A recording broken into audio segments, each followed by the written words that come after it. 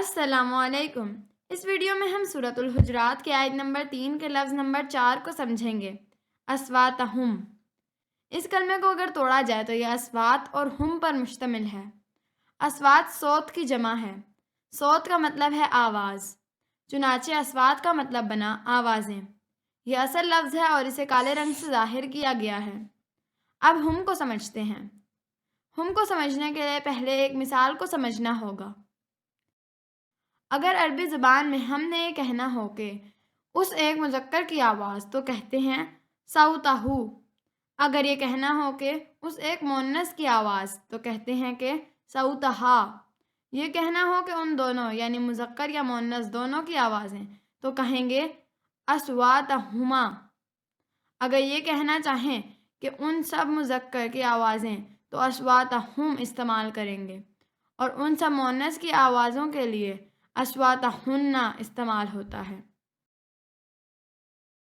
اس مثال سے یہ ظاہر ہے کہ ہم کا مطلب ہے سب مذکر کی۔ ہم چونکہ ایک علامت ہے اس لیے اسے سرخ رنگ سے ظاہر کیا گیا ہے، لہٰذا اصواتہم کا مطلب بنا سب کی آوازیں۔ یہاں یہ بات بھی غور طلب ہے کہ عربی کے لفظ اصوات اور اردو کے لفظ اصوات دونوں کا مادہ صاد، واو اور تے ہے، اور دونوں کا مطلب آوازیں ہیں، لہٰذا عربی کا لفظ اصوات اردو کا لفظ اصوات بنا ہے۔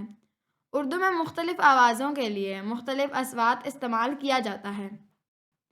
اب اس آیت کے پہلے مرکب ان الذین یغضون اصواتہم کا بامحاورہ ترجمہ دیکھتے ہیں۔